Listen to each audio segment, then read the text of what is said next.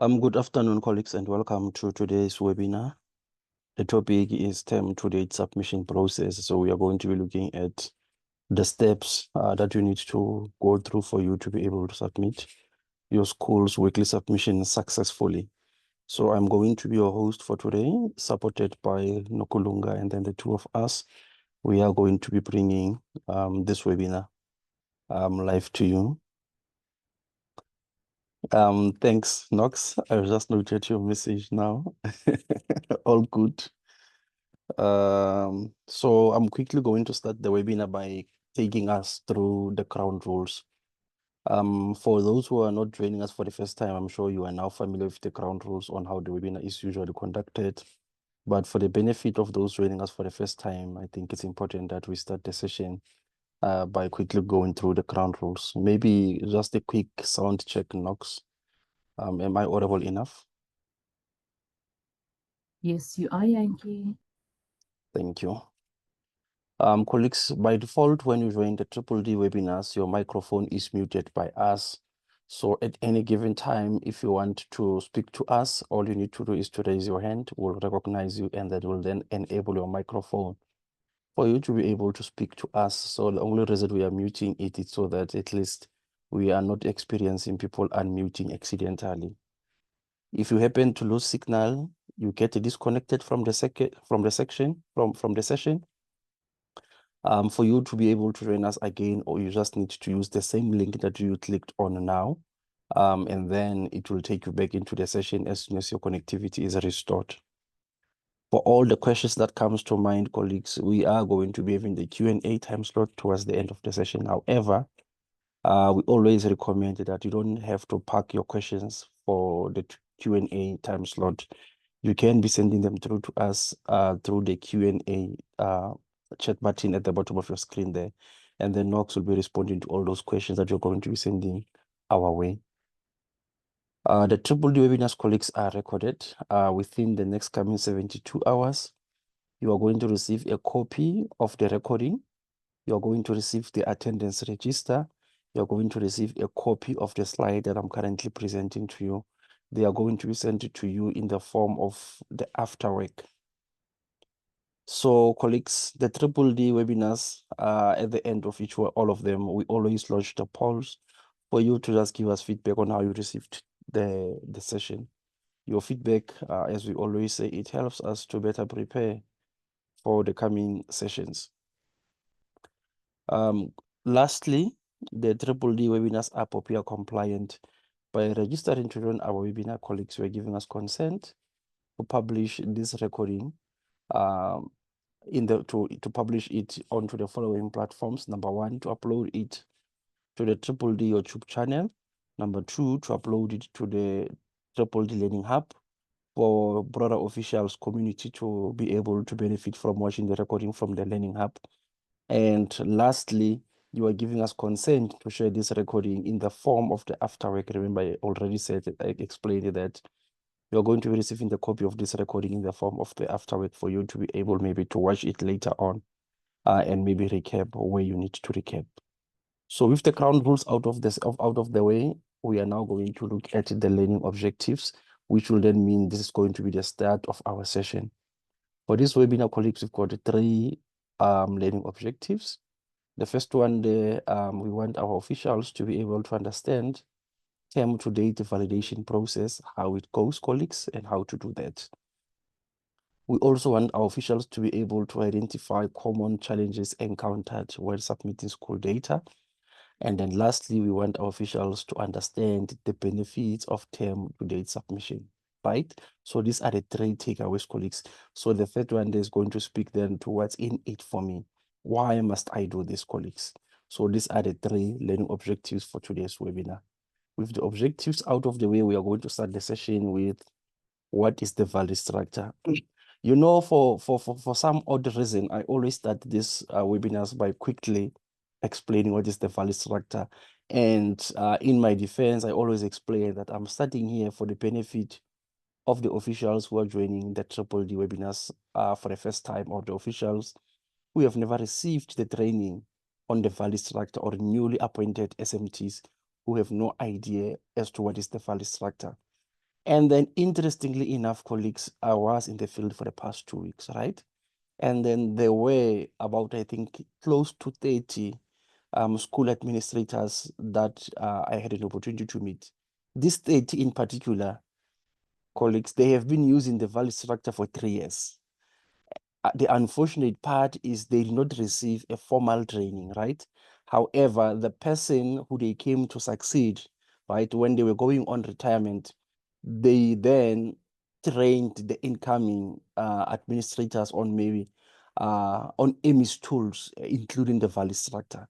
So what was funny for me, the reason I'm telling this story is because, colleagues, most of these administrators, they knew what is the Valistractor. They are working on the Valistractor week in, week out, making sure that they are submitting. However, colleagues, for the past 3 years, they were not really submitting. So because the person who was using the Valistractor in the past did not have a full understanding of the submission process, they handed over the process that they knew. So this administrator I'm talking about, for the past 3 years, each and every Friday, they are hopping onto the Valistractor, doing what they do, and then it ends there. And then in their minds, they are happy, they are confident that they have submitted, they have complied, right? So this is why I felt like, okay, then which means when we start this webinars from this point, colleagues, we are not really wasting time. But now there are those people like the 30 administrator who are actually doing something at the school, but it is not entirely right, right? It is like a half-baked biscuit or cake. They are not reaching to the end. And then by starting here now, we are going, colleagues, to accommodate such people. Make sure that by the time we get to the end of the webinar, they are in the same path of understanding as to how to use the Valistractor. So that is why I always say that I prefer to start it here to make sure that whoever is hearing about the Valistractor for the first time, they are able then to understand. And I'm going to show you the step, these 30 administrators I'm talking about, the step they were ending at, so that you can also see, and I can assure you that there is a possibility that some of us in the call here, we are literally stopping at that point as well. So let's start first by answering the question, what is the Valistractor? So here, colleagues, we are saying that the Valistractor is a tool that validates, that is the first part, and extracts the portion of SASM school database for the purpose of displaying onto the DDD dashboard. In case we are wondering, the word Valistractor, where is this difficult word coming from? It is coming, colleagues, from the two words. The first 4 characters, right, of Valistractor, the first 4 characters, which is Vali, stands for validate, because that's what the tool do first. It diagnoses, it validates your school data for completeness. And then once that one is done, based on the completeness of the data, based on the report, it will then allow you to be able to extract the data to the dashboard. This data that you are extracting to the dashboard, it is the portion of SESAM's database. When we say the portions, we are saying out of all the 17 modules, if not 18 modules of SSMs, right? We are not validating all of them, but rather the Valistractor will only validate portions. By portions, we are saying it will validate 4 modules only: module 1, 2, 3, and 12. So those are the modules that the Valistractor will validate or diagnose for completeness, and then it will then upload the information found within these 4 modules onto the dashboard, right? And then the dashboard, the Valistractor, colleagues, it's a key piece in the puzzle of improving the quality of data collected and submitted by schools. So as I've said, it's a diagnostic tool. It helps us to be like a third person in the process of verifying the data. Remember, the first person is the educator, the second person is the SMT member. The third person then is the technology, the Valistractor, which is now assisting us to check that this data that we are about to submit to the department to be used for critical reporting, it is of good integrity. This is where now we always say that once it is on the dashboard, colleagues, it is no longer your school's data alone. It is now the department's data, because all the officials within your province, as long as they've got access to the dashboard, they can benefit from using the data that you are submitting as a school, which means if you are not submitting for your school, then you are also making it slightly difficult for your district or your circuit to be able to report using the insights of all the schools in that particular circuit or district because maybe you are not submitting. But if you are submitting, you are ensuring that when the service delivery is brought to the schools, your school is included. When critical decisions about finances are made about the learners in your province, your school is included on those critical decisions because you are submitting and you are submitting on time, colleagues. So this is now what the Valistractor does. And then we're going to touch into this one now more in the next slide, right? We are now going to take a closer look at the data journey because I've just explained what is the Valistractor. Now we want to understand the relationship between the Valistractor, the relationship between the Valistractor and the dashboard, the relationship between the Valistractor and SSMs, and then how do you plug in that relationship, colleagues? So we are going to look at the data. We are going to look at the data journey. For us to look at the data journey, colleagues, we need to answer the million-dollar question. Where does the dashboard data come from? Because I always say that immediately we understand this one, colleagues, the easier it is going to be for us. Remember, I always say that once you submit the data on the dashboard, you are not submitting for the officials, colleagues. You are also submitting for your own school to use this data, analyze it, critique it, and then where there are red flags, zoom into them, address them at a school level so that the officials above the school, when they look at the data, you do not want your circuit manager to come and critique you about something that is coming from you, colleagues. I am sure you don't want that.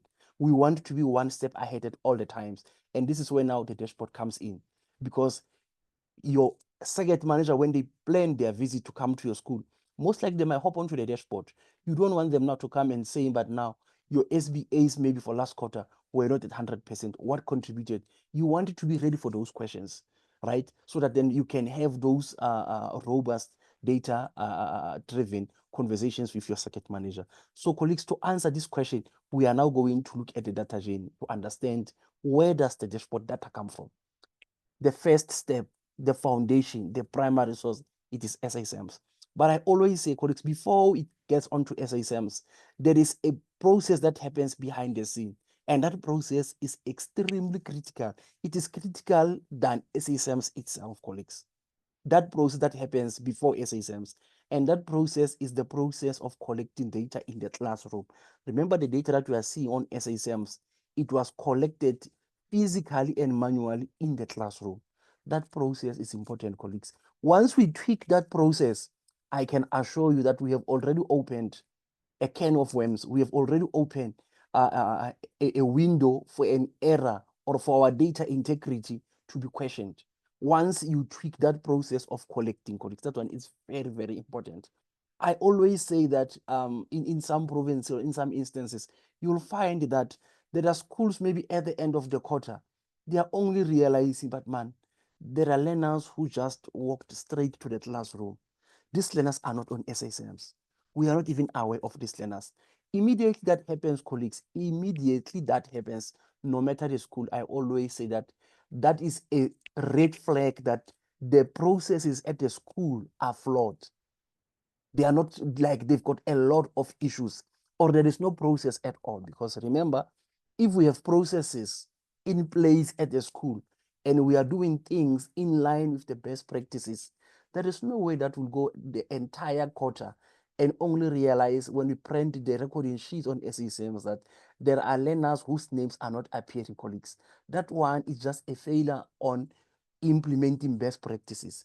Best practices ensures that, colleagues, the people who are collecting the data here are well informed of their role, how to do it, so that then when they feed the data on SSMs, that data, colleagues, is not questionable. It is of good integrity. I always make a practical example again and say, I've been to school whereby a teacher will be sitting in the staff room. They will see a learner running on the schoolyard. They will call the learner to go to 7A and check who's absent. The learner will come back with the answer to say, no one is absent in the class. The attendance register, colleagues, will be marked, will be closed. There are schools where that follows that process. That is not the correct process, colleagues.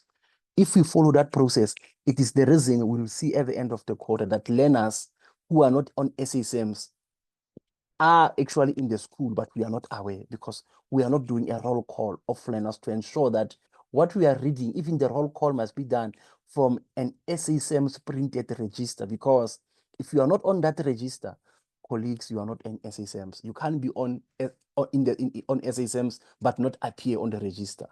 If you are not appearing, it means your admission was not quite captured. So this is now another way to identify and close the loop on those possible errors that might lead to your school's data being maybe questioned or maybe having poor quality. So that is SASMs. I always say that each and every school must ensure that they've got processes in place, processes that guards against data that is being captured here to not be verified.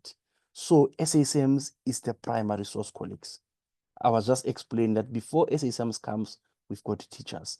Now that everything has been captured on SASMs, it was moderated, it was also verified by a principal before it was handed over to the administrator. Then the Valistractor comes now to check, to say the people who have been working on this data are human beings. There is a slight chance of them missing one field, right? Then the Valistractor will do what? The Valistractor will be executed at the school level by the administrator. They will then run this database on the Valistractor. It will give a report. A report, colleagues, will use 3 colors. It will use a green color to indicate that the information required for that metric to be 100%, it is captured. That's why it will be green. It is not saying it is captured correctly, no. The correctness, remember, I spent a lot of time explaining here because this is now where we verify the correctness before we capture on the system. The Valistractor is just checking, colleagues. The field must have information. Does the field have information? Yes or no? If the answer is no, it will then count how many fields are without information. If there are a lot, colleagues, it will highlight such metric with a red color to say this information, this metric is compulsory. However, there is no information captured. It will use a red color. On the case that we have captured to a greater extent, but not 100%, it will use an amber color or an orange color to say, yes, we have captured, but not 100%, which means you still need to click on that flagged metric, open it, see now what is still missing, go back on SSMs, correct, and then run the validations again. Now you will see that that metric that was highlighted maybe with an amber color or a red color will now be green because you clicked on it, you checked what was the issue, you went back on SSMs, you updated the issue, and then now everything is fine. Remember, we indicated that earlier on, it validates, right? This is now the process, now the report for validation. Now that everything is green, majority of the metrics are green, the extract button there will be activated for you to click on it and then submit. We are going to zoom into that extract button in the later stage. But now the Valistractor then comes in. Once you have submitted the data to the dashboard through the Valistractor, the data within the next 72 hours is going to land on the dashboard. So this is now the data journey, colleagues. Once it lands on the dashboard, then this is where you as a school, you can start to engage with your data, to use it for planning purposes, monitoring purposes, and intervention plannings as well. You use the data, and all the officials in the department now within your entity will start now to benefit from the data that you are submitting. So colleagues, this is the data journey. So what happens if you pick up an anomaly here on the on the dashboard based on the process that I've explained? If your answer is you need to go back on SSMs, then you have answered correctly, because remember, everything starts on SSMs. This guy here is just the bridge between SSMs and the dashboard. And this process is happening again at the school. There is no external forces interfering with the process. The process happens at the school-based premises electronically, so the data will be landed on the dashboard. So this is the data journey, colleagues, right? Then we are now going to move now to the next important information, which is now your SSMs version and the Valistractor version. On SSMs, we don't use it, we don't really call it a version, but we call it a patch. And then on the Valistractor, yes, we use the weight version. Now let's look then the latest version that you need to be running on SSMs and on the Valistractor. We are going to start first with the Valistractor, colleagues. The current one that we're running on, it is version 8.3.0.0. Where can you check it? Where can you go to check if you are running on the latest? Quickly, when the Valistractor is opened like this, colleagues, without clicking anywhere, top right corner here, bottom right corner here, it will present the version for you. Alternatively, you can click on the About button, and it will then give you all the information about the Valistractor, including the version number that you are running on. But as I've indicated, currently we are running on 8.3.0.0. How do I know when the new version is out of the Valistractor, colleagues? With the Valistractor, you don't need to stress about yourself about knowing when a new version will be released, because the new Valistractor, one of the technology or enhancements that it came with is to auto update. Immediately the enhancements are released into production at night. Then the following day, when you launch the Valistractor and you're connected to the internet, right? It will not open. It will immediately detect that a version release or version update was done last night. It will start first by updating. Once it has finished to update, then it will open. So what we have done now is we have reinforced the processes. In the old Valistractor, remember, it was giving you an option to say, do you want to upgrade or later on? And then we noticed that most of the school will always lean more towards later on. So with the new Valistractor, those options are no longer there. It will automatically update. It will not ask you. Once you open it, there are updates, it will update, colleagues. So which means chances of you running on an old version here are very, very slim, especially if you use it with the active internet connectivity. We move now to the SASM's patch. With the SASM's patch, we are using 25.1.0. But now remember, colleagues, with the SASM's patch, when a new patch is available, colleagues, it is important that we take guidance from the district office or your circuit office or your provincial EMIS office. If you happen to come into the webinar, for an example, you are seeing like Janki is now running on version 25.9.0. I don't want you to jump the gun now and go to Tutong and download that patch.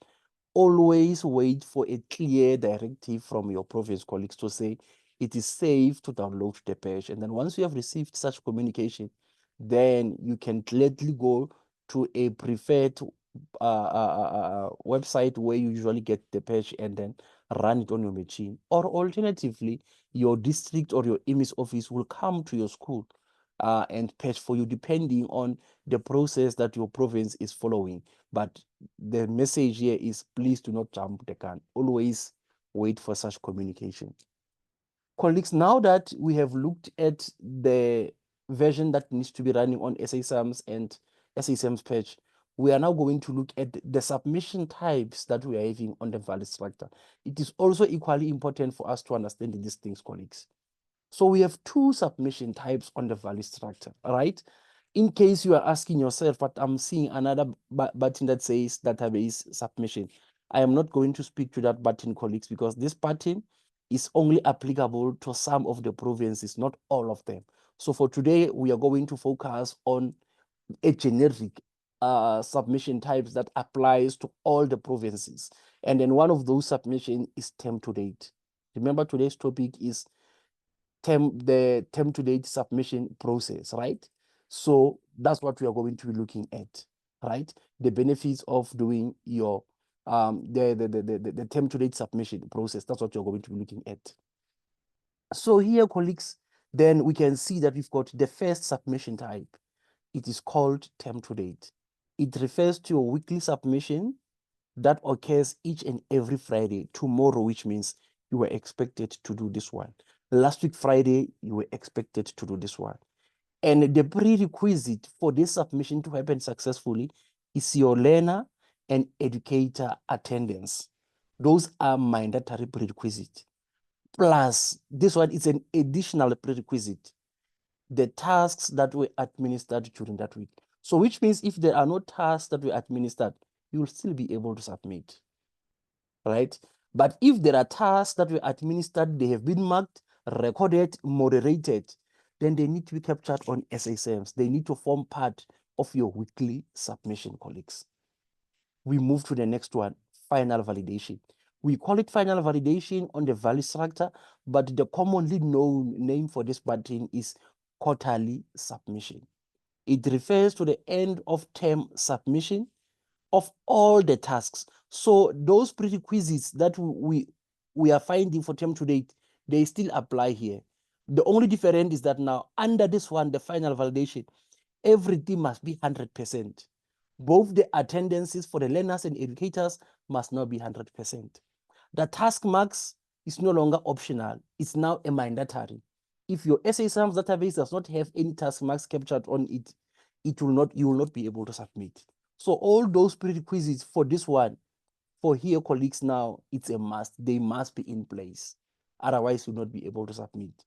And you also want to make sure before you run your final, you have already maintained module 12.7.18, which is now learner promotion decisions. This means all your learners have got a promotion decision, colleagues. For today, the focus is where it is on term to date. So we are going to click on term to date. And after clicking on term to date, then it's going to take us to now the next screen. This next screen, I want us to just look at the submission process for term to date. Then we are going to start now with our process. With this process, colleagues, the data that we are submitting on the dashboard, on SASAMS, on the Valistractor on the weekly basis, that data is landing under the tab term to date on the dashboard. So that's where now you'll go to look at your school's data. So this is like your school's data in real time as of last week. Remember, if you don't go to term to date, the dashboard is going to give you an overall data of what? Of quarter two.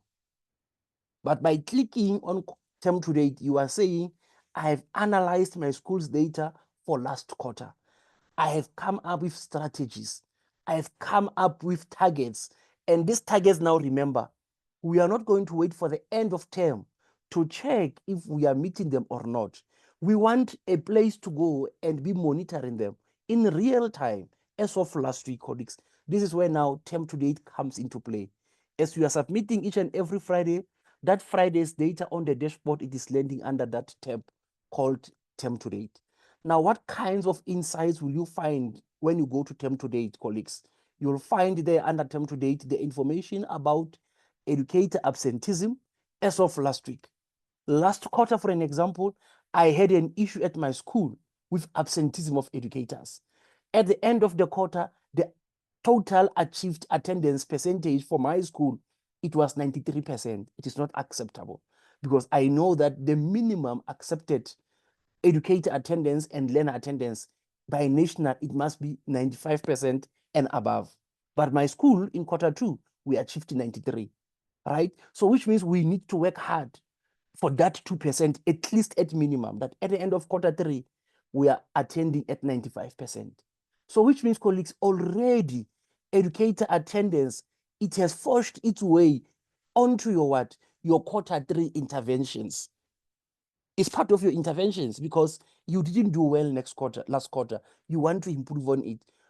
The best place for you to be monitoring that is where it is under term to date, right? The same scenario applies to the learners. Your learner attendance was at 90%, colleagues. I always say that we cannot ignore it because if educators are not coming to school, that 90% that we have said together with the secretary of the district, that 90% will be the people who said it. Because if educators are not coming to school, it means learners are not being taught, right? So they are missing out on those lessons in the class because teachers are not coming. So attendance is an important area that we need to be focusing on to ensure that we are able to achieve our set targets. We come to the learners, the same thing, colleagues. So you want to put a target there to see, are we improving on a weekly basis? Because if you start the week at the back foot, your educator or your learner attendance on a weekly basis, it is sitting at 91%, it is red. Colleagues, it will not happen at the end of the quarter. At the end of the quarter, miraculously, so it turns green. It will not, because it needs to be green when, remember, it needs to be green on the weekly basis, so that then when you consolidate it at the end of the quarter, it can give you the percentage of 95 and above. But if you are not achieving it week in, week out, it is sitting at 90%, 91%, at the end of the quarter, colleagues, we are going to reap the same seed that we have been planting the whole quarter on the learner attendance.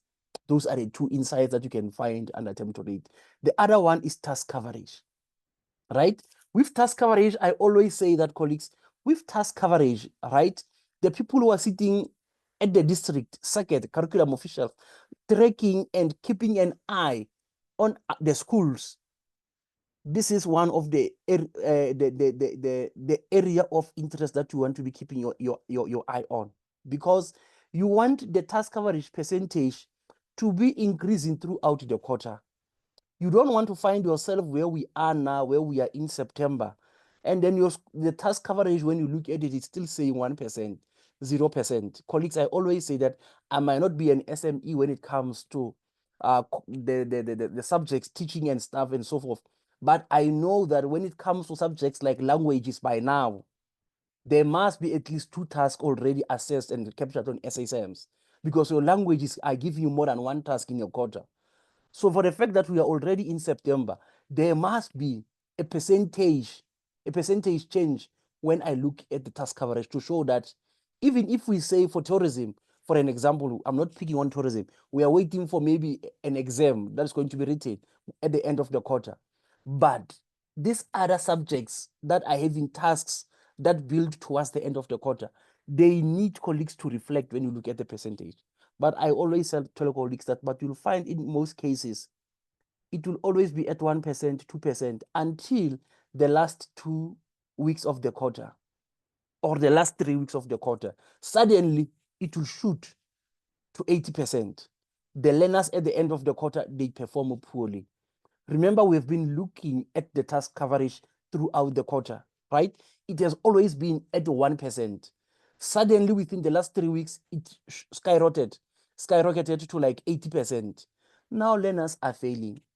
Colleagues, before we start to worry about the learners, as someone who has been monitoring my entity, I will first worry about the teachers. Has teaching been happening at the school? Because I've always been looking at the task coverage. It has always been 0 until the last 3 weeks, and learners are failing. This could tell me, colleagues, based on data, remember, I always say that the dashboard, the aim, the purpose for the dashboard is to have those data-driven conversations, right? Data must inform your thinking. So from there, because I've been looking at the data, it might tell me that the learners were not being taught the entire quarter. We are only starting to assess the learners within those last 3 weeks. And then when that happens, the learners are not getting enough time to prepare for those tasks that they're going to be tested on, the formal tasks that are going to be tested on, because all the teachers for all the subjects, we are coming all at once. And there is no time again for us, for the teacher and the department to look and review to say, the results are slightly low.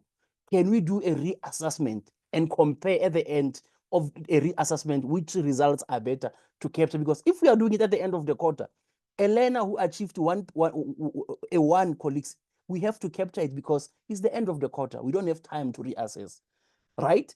So at the school, you might have an answer and say, but it is because of 1, 2, 3, 4. But I've already explained that even if we are waiting for exam, it can't be that all the subjects in grade 7, the task is waiting, the average mark is only going to depend on exam. There are languages, and with languages, you always have more than 1 task that needs to be administered.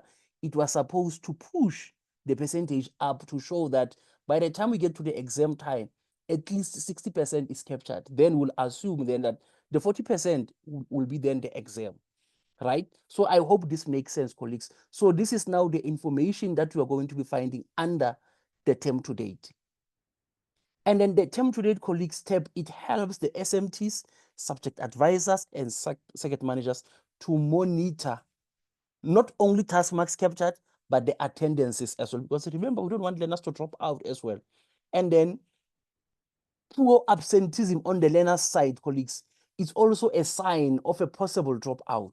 So we can use the tab to also put a stop or manage the possible number of learner dropouts by at least engaging at the early stage to support such learners, colleagues. So the schools are advised to capture all their tasks as they're administered to make monitoring easy and to be able to plan interventions for struggling learners. In my engagements, the teachers will respond, remember, adding to this one and say, but Mr. Janki, we have assessed everything is just waiting for the end of the quarter. I'm like, that's a violation. It's a violation. Once you assess colleagues, before you lock them inside the safe, please make sure that already they are on SSMs. Then after capturing on SSMs, you can lock them inside the safe. That is fine. Not the other way around, whereby now we are waiting for the end of the quarter. No, we are capturing as we administer. So this is now the term to date submission and what it's going to give to you back for you to be able to then support your school. Now let us look then how to do this term to date submission on the Valistractor. We are going to look at the overview. On the Valistractor, colleagues, you just have to click the Valistractor icon there. It will open. When it opens like this all the time. You don't need to browse here, colleagues. You only need to check that it is pointing to the correct location. Once you verify that it's pointing to the correct location, everything is fine. But if you are a school that's maybe using a server to run the validations, to submit, you are using a different computer because of connectivity, then you are forced to use browse because the database maybe might be unsaved on the memory stick. So you'll have to browse to that location. But if you're using one computer to do everything, including submitting, you only have to point it to that location once it will remember it. You want to verify that it is the correct year that is reflecting and the correct term, and then you'll click on select. Once you click on select, colleagues, you'll then go and click on term to date because the focus for today, it is where on term to date. You'll go and click on term to date, a pop-up will appear reflecting already your recent Friday date. Like today, it is Thursday. If you were to open the Valistractor under term to date, it will be reflecting last week's Friday, not tomorrow, because today it is Thursday, and then this is a weekly submission. So the active submission that you can do is the submission of last week, Friday. But tomorrow, when you open the Valistractor, you'll see there that it will reflect tomorrow's date because tomorrow is Friday. So you don't have to click on the calendar. You only need to click on accept. When you click on accept, it's going to run the validations, colleagues. After run the validation, it's going to give you the verification summary report. This is now the completeness of your school's data. Now remember, for weekly submission, colleagues, what is important here is two things. Learner attendance, educator attendance. That one is a compulsory thing. Then we look at the additional metrics that needs to be green, colleagues. These additional metrics, I'm not referencing them. For an example, why I'm not referencing them. When you look at the registrations, colleagues, registration will be read if you admitted learners and then not assign those learner subjects immediately. But now, if that is happening on your case, it's a red flag because if you are admitting learners now, you need to assign them subjects immediately. This is why we are saying this one has to be green all the time. That's why I'm not even referencing it. However, you have a list here. But from this list, what is important, as I've explained, it is the learner and educator attendance. Without it, you will not be able to submit. Number one, it is a compulsory field because I've just explained. If you are admitting a learner, you must give that learner all the information that needs to be assigned to them from the get-go, so that then it will not impact on the registration metric. On the case that the metric is amber like this, you can click on it. It will open the weekly submissions. You will click on the week that is highlighted in red in this example. When you click on that week, then the week will open. It will show you the classes now to say, of all the classes in the school, the class whose attendance was not captured for that particular week is 7B. So you see now, you know when you go to SSMs, you know where to go on SSMs, which attendance, which date, and which class. So it is a quick fix. You will fix it, and then you'll run the validations again. The metric now will be highlighted in green. Now that we have seen our verification report, colleagues, it means then we can proceed to the next step. You remember what I told you about those 30 educators, the 30 administrators, colleagues? Upon investigation, this is where they end, colleagues. Once they get to this window, for 3 years, those poor people have been going through this process. Once they get here, they are done. They have submitted, colleagues. And it is not their fault because It is something that maybe they inherited from the people who were exiting at the time, right? So we had to fix that process. This is why we are bringing this webinars to you to say it does not end here, colleagues.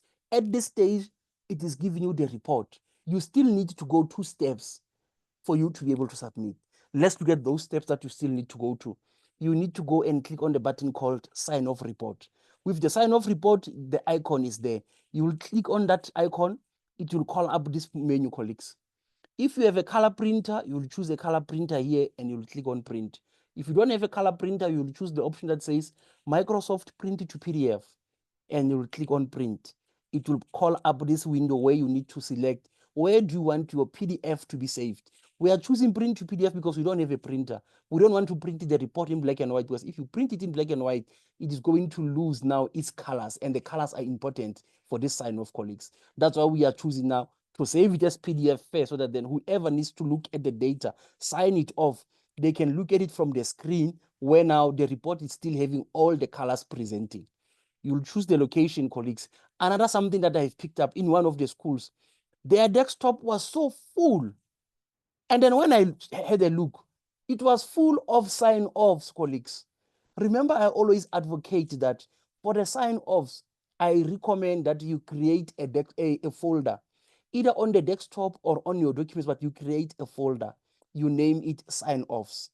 Inside that folder, you will create 2 subfolders, one for term to date and one for final validation. And then you will save now your sign-offs inside one of those 2 subfolders. For this one, it will be term to date subfolder. Then you will go there. So at this school, everything was on the screen. I had to assist them to clean up the screen and create those folders for them. So here we're gonna go to that folder. On my side, it's an example. On my side, I selected desktop, yes.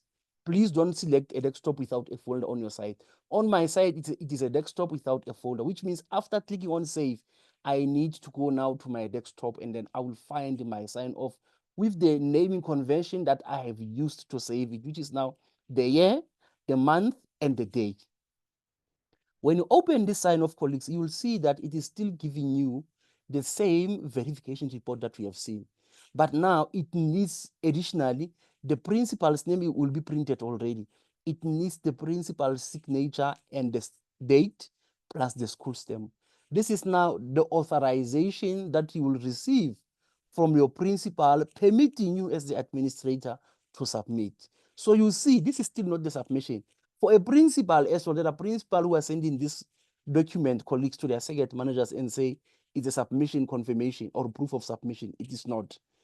It is the authorization that you are giving to administrator to go ahead and submit the data because you are happy with the completeness. This is where now the colors matter, because if it is read like this, you are a principal, you might not want to sign off with the red matrix until you understand why the metric is red.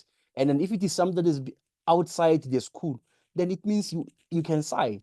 But if it is because of something that is within the control of the school, you might want to fix it right there and there as a principal before you submit, or before you submit. So now that everything is okay, we are happy here, colleagues. The principal will sign. We will print this thing. Remember, it's still electronical. Now we will print it for the signature of the principal, the stamp, and the stamp. You will save it, colleagues. In Northern Cape, you don't only save it, it forms part of the reporting requirements. When you go in to submit your RIS folder, it is needed. So it will also depend on how they are using it in your province. And then you'll save it accordingly based on how it is being used in your province. But I was just making an example to say in Northern Cape, is part of your reporting documents.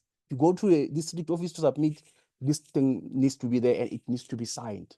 Now that we have received our authorization to submit, then we are going to go back to the Valistractor and now do the actual submitting, colleagues, right? And this is now the actual submitting.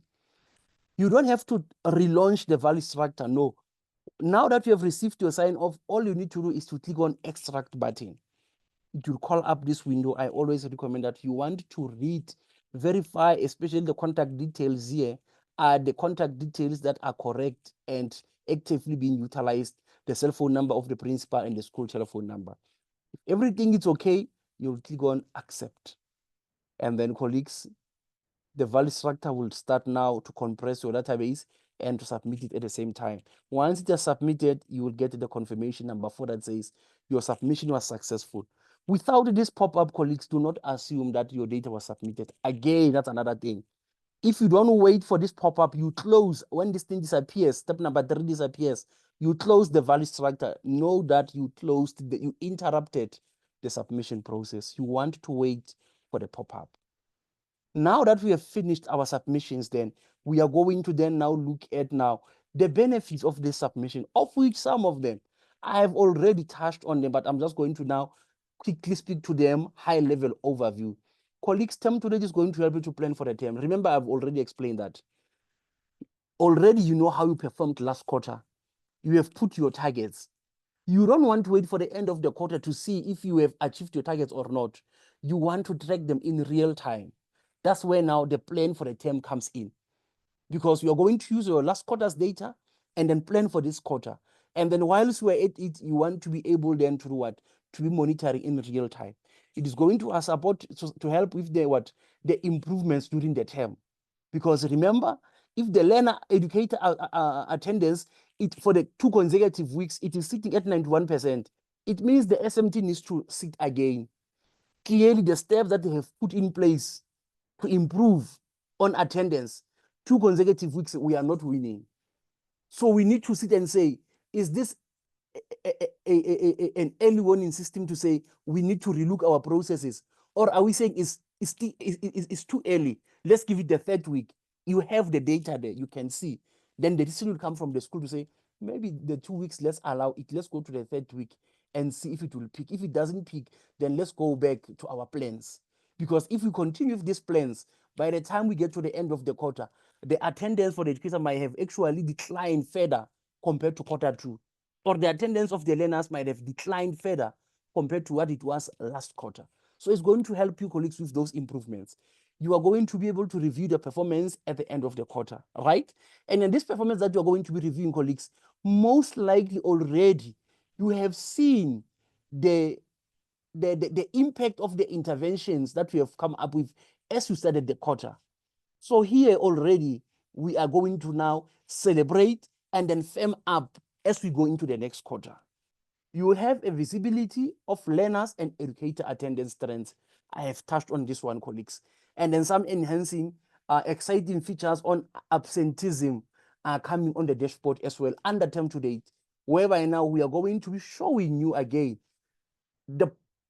like your top 5 reasons for absenteeism for learners, top 5 reasons for absenteeism on educators. So these are all the exciting enhancements that are going to be coming to you, colleagues, in the coming days on the dashboard to ensure that you are planning effectively. You've got all the resources that you need to assist you with your plans.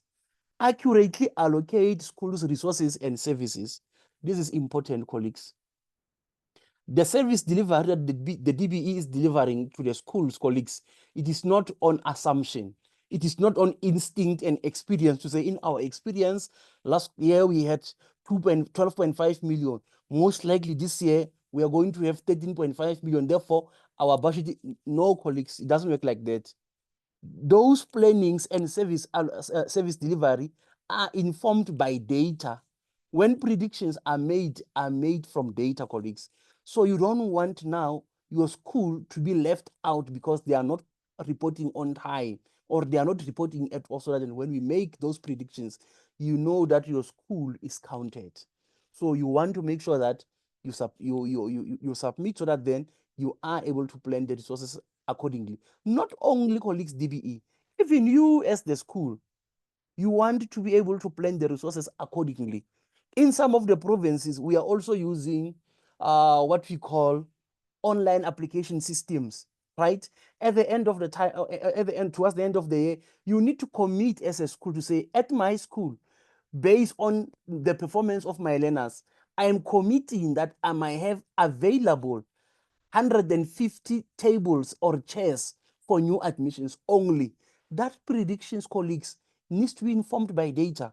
That data, colleagues, is what we call now being able to accurately allocate resources for your school, because now you are not going to commit too much chairs to the department only to find your school at the end of the quarter.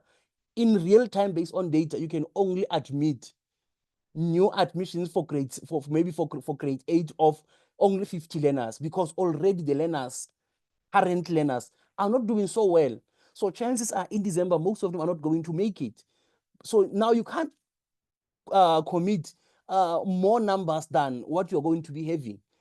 So you are risking finding yourself as a principal now stressing in general to say, but now I've got 50 learners without chairs and tables, because we overcommitted without committing using the data. So this is now what this one is talking about. You will be able to meet your weekly and monthly reporting requirements, colleagues.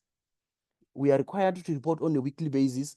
You do not need to call anyone. I always say that an official who's constantly using the dashboard, most of the reporting, 80% of the reporting, colleagues, you do not even need the administrator. If you're a school-based official, you can hop onto the dashboard and be able to report.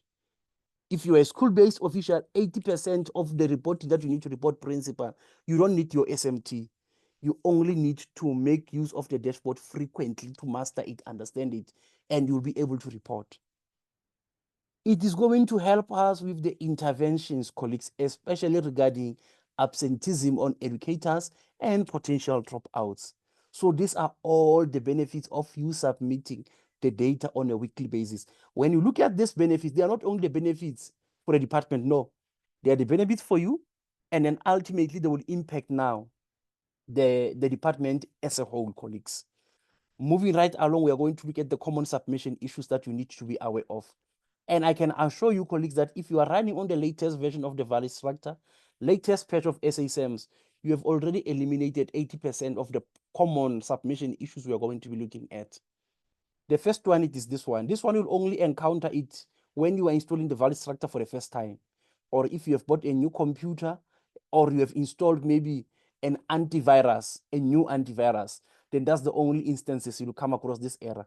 Otherwise, if the Valistractor is running currently, then this error, colleagues, you don't have to worry about it. If you come across it, I want you to escalate the error to help desk or to your nearest IMIS office. This one, duplicating entries for educators, colleagues, it was an error that was flagged by patch 23.3.0.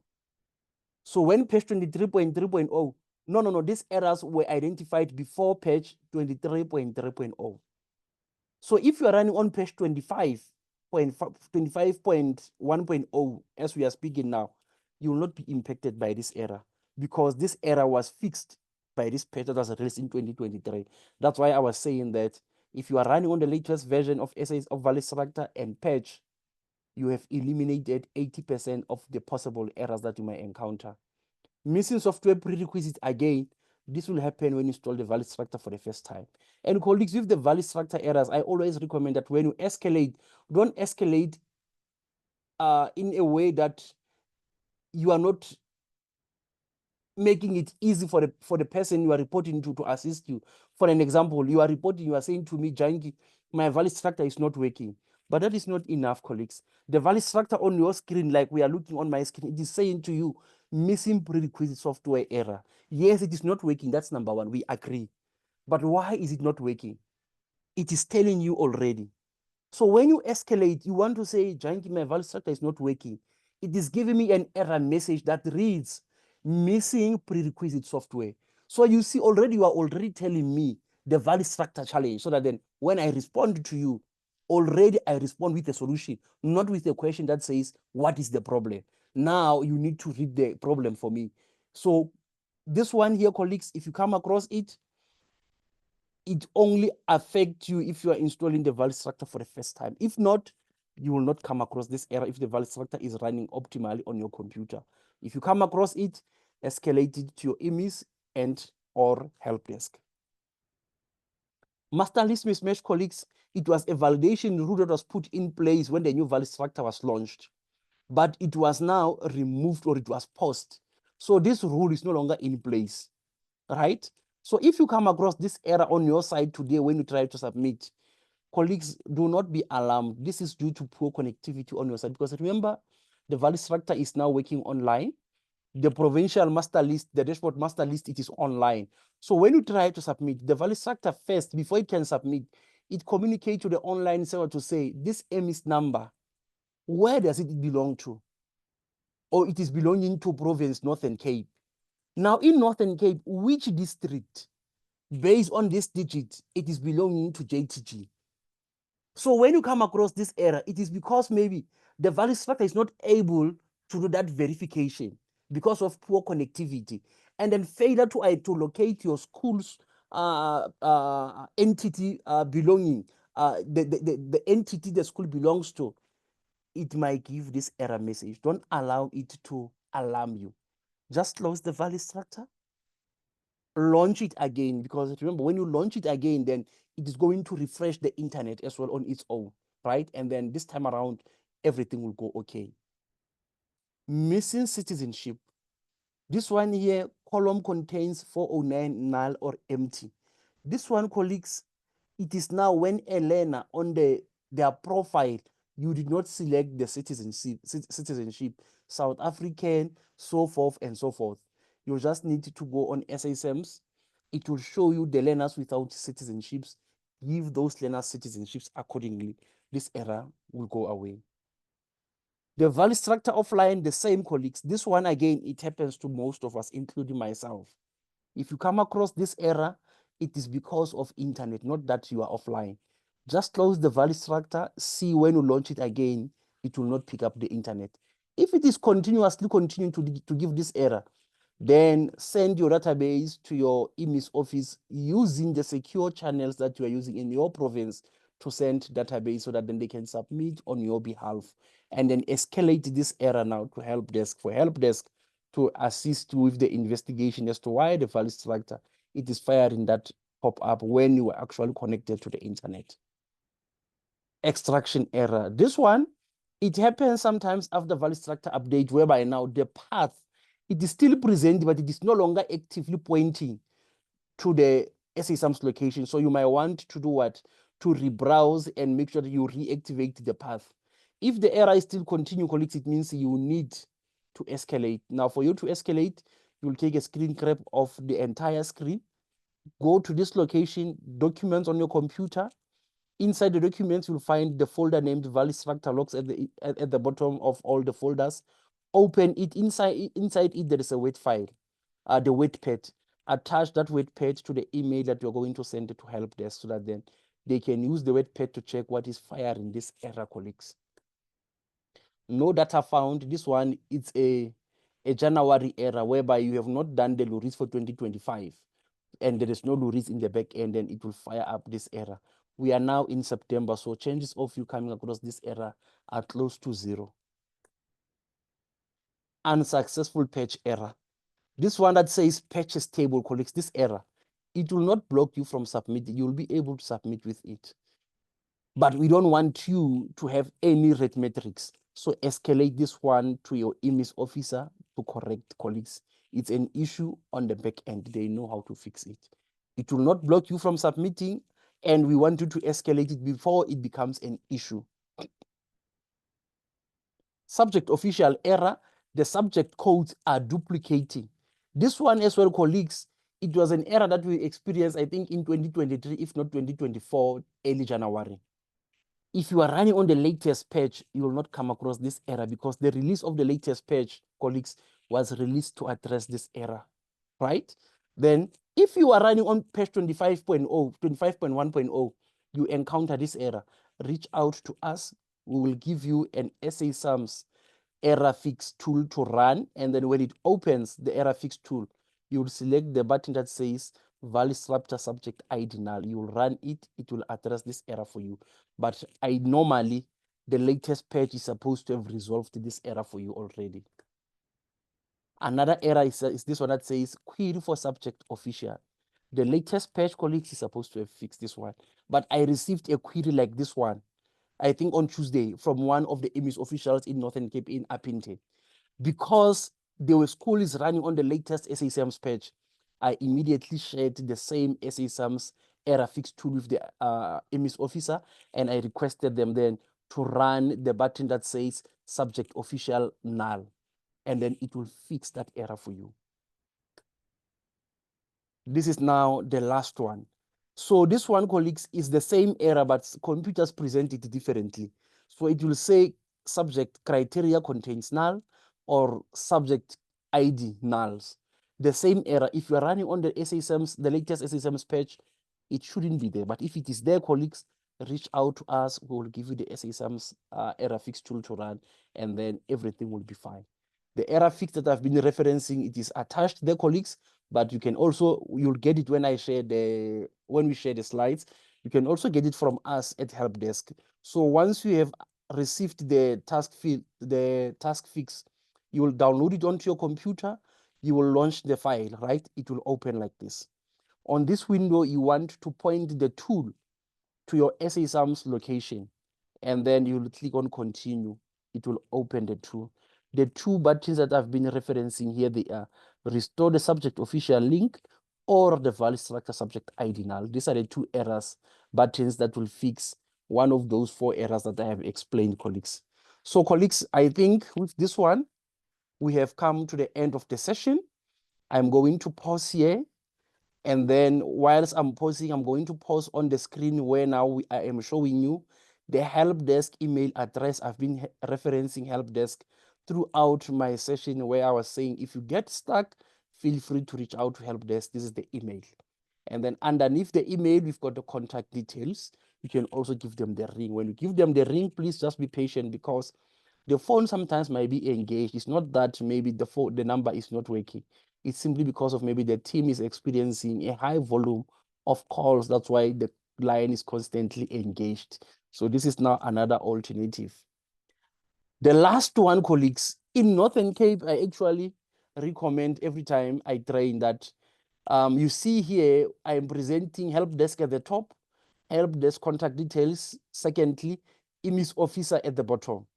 When I am in my sessions, colleagues, I am swapping the processes around. What is at the bottom is actually at the top to say when you've got an issue, your first line of escalation, it is your IMIS officer. Because with your IMIS officer, they can also make follow-up directly with your provincial manager. If maybe you are not getting the help on time from help desk, I'm just making an example. The help desk will always help you, but I'm just saying, if your IMIS officer is aware, they can also reach out telephonically to the team internally to ensure that they speed up the process for you. Or sometimes you might find the issue you are having with, it does not need you to escalate to help desk and wait for 72 hours for support. They can fix it immediately. That's why I always say, reach out to them first. They will assess the issue. And then from the issues, the severity of the issue, then they will then know if they want to escalate it or if they want to come to you or connect remotely to support you. So these are the help desk contact details. And then whilst we are at it, colleagues, I am quickly going to launch the polls. Now, the purpose of the polls is for you to kindly engage the polls. Give us feedback on how you received the session. Give us feedback if maybe based on the session, do you feel supported enough to be able to run the Valistractor on your own? Especially, let's say you are running it for the first time. From this session, do you feel confident enough for you to go through the process that I've explained confidently enough, colleagues? So that is the purpose of the polls. So please, if you can just engage with the polls there. And then Knox, I'm going to cut through to you to check if we are having questions that we need to respond to. Thank you so much, Yankee. Yes, we do. I'd left this one open because I really wanted you to address it. Nonhlanhla says, in a case that the school has got only 4 educators, including the principal, and then 2 educators went on maternity leave, we receive substitutes, but the percentage is very low when I'm checking on Triple D. Thank you very much, Nonhlanhla. Yes, colleagues, on Nonhlanhla's scenario, 100%, the percentage is going to be low because remember, the 2 educators, this one, remember, the principal or Nonhlanhla is well aware why the percentage it is low, right? This is now what we want for you to be able to account. So on this one, it is low because the 2 educators are not present at the school, they are sick. right? So they'll come back to school after some time. Now, the second question will be non-translator. Do we have substitute? The school is heavy. So which means then on this case, we know that teaching and learning and teaching is happening at the school in the absence of the two teachers. The only unfortunate part is that it is not possible to temporarily remove those teachers because they are part of your staff establishment. That is why they are pulling you down on Santa, because we can't remove them because they are on leave and say we'll restore them. We can't because they are part of your school's staff establishment. So this is why that is happening. But for the fact that you are able to account, I think that's what's important. Should your circuit manager now give you a call to say, I'm not happy with your educator attendance, you can immediately respond. You will not even need the attendance registers and sit with the registers for the whole day looking from the beginning of the month to date as to who has been absent. This is what we want, right? I know I've exaggerated a bit there, non-Santa, but yeah, ideally that's what we want, for you to be able to account immediately and easily. Back to you, Knox. Thank you, Yankees. It's definitely a numbers game, isn't it? Yes. Wanda would like to know, in a case where data was not submitted on a Friday, on which day can it be submitted?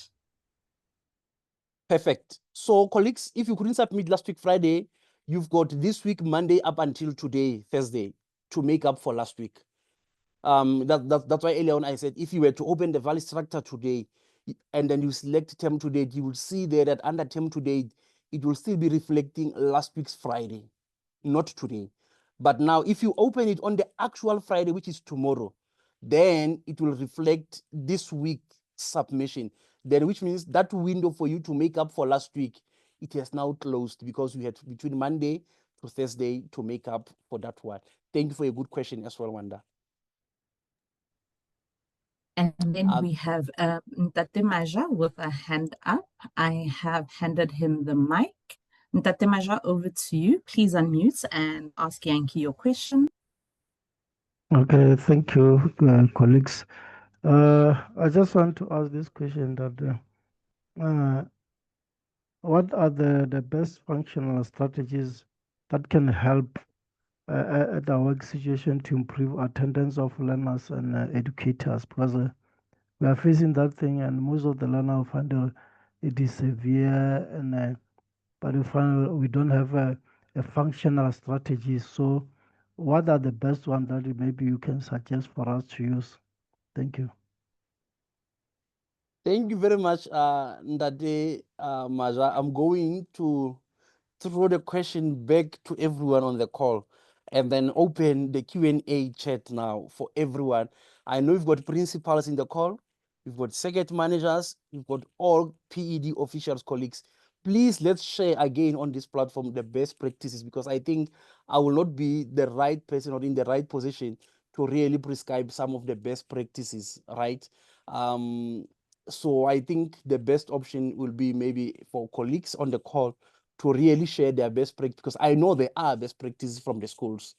There are schools who are finding ways to manage it for both the learners and educators. So please, colleagues, feel free to put something on the chat there so that then we can also learn from how you are doing it on your side. As kissing that day, Jerry, I do not have like a clear answer on that one for you, especially on the learner side, because on the learner side, it is always tricky. But on the educator side, then I think we can lean more towards policy, right? I know we've got PEM. PEM speaks clearly on how to deal with that, right? And PEM is putting a lot of authority on the departmental head to deal with such. It is also putting a lot of authority on the department on the deputy principal to deal with such behavior. It is putting now a major one on the principal to deal with such instances, which means now everyone across all those categories, we are holding each other accountable. I was in one of the schools in one of the districts doing the engagements now, as I was saying. And then the teacher was saying that we were still busy supporting them around 3 o'clock. And then the teacher was like, but now at this time, I'm supposed to be long gone. I'm like, no. You can't say you're supposed to be long gone, because if the school is ending at 2:30, You need to be at least at the school for the next 1 hour before you can leave, right? And then she wanted then to reason. I'm like, those one, we're not going to reason it, because if you go to a PEM document that was handed to you when you were employed, the guidelines are there to say, as a teacher, to a greater extent, you will even be required to plan outside the school. Now, what is outside the school? It might be your home, but you need to plan for tomorrow. So I was like, some of the things, for the fact that maybe the principals are not following on them. When we are coming and then we are asking to be with you until 3:30, we are not violating you. We know that you're supposed to be at school still up until this time. Unless you are saying to me your school is knocking off at 12, then you are counting them to say, okay, I need to be at the school for another 90 minutes. Then 2:30, I must leave. It makes sense. But if your school is wrapping up around 2, 2:30, and then you are complaining about 3, you're still supposed to be here. So when it comes to the kids, I think we can use the policies, but on the learners, then it's a bit tricky.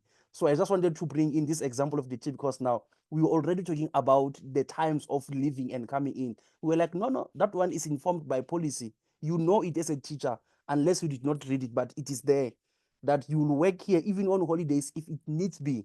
You will prepare during that time for the benefit of the learners that you are teaching. So it is not as imposing, it is there. You knew it when you joined the DBE. So thanks, Ndade Jerry.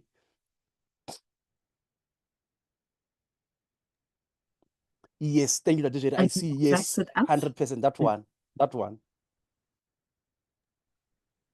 That wraps it up for all the questions we have in the Q&A and the hands, Yankee.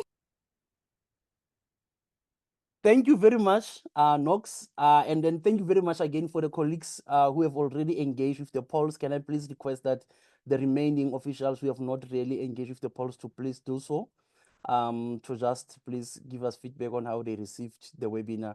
And then whilst they are doing that, and whilst I'm having the mic, I'm quickly going to take the opportunity to thank you for all the good questions, for listening to us for this 1 hour. I believe that the session was fruitful.